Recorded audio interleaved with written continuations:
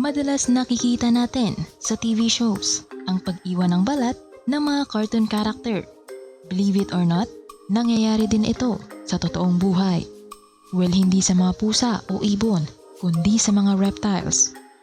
Ang mga reptiles, scaly, cold-blooded animals, ay ilan lamang sa mga unique creatures sa mundo. Hindi tulad ng tao, ang skin o balat ng mga reptiles ay hindi maaaring mag-fluctuate. Kung ang balat ng tao ay maaaring mag-stretch habang lumalaki, ang reptiles ay nagshe-shed pang lumaki sila. Marami pang benefits ang shedding sa mga hayop. Isa na rito ang pag-maintain ng healthy skin, pag-adjust ayon sa body size, pag-eliminate ng external parasites, at para gumaling ang mga sugat. Ang snakes ang pinakakilala sa shedding.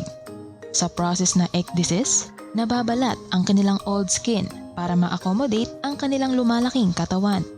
Buong balat ang nalalagas sa mga ahas, kaya nakakatulong din ito bilang palatandaan kung mayroong ahas sa isang lugar.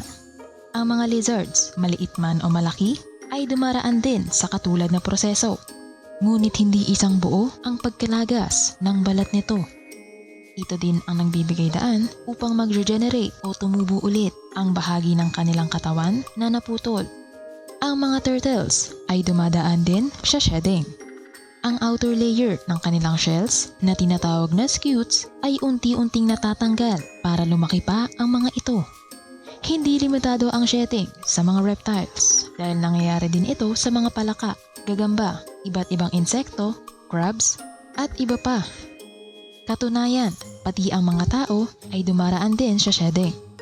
Minsan tinatawag na changed skin kung saan ang outer layer ng ating balat, ang epidermidis, ay natatanggal. Isa itong paraan ng ating balat na makarecover sa anumang damage.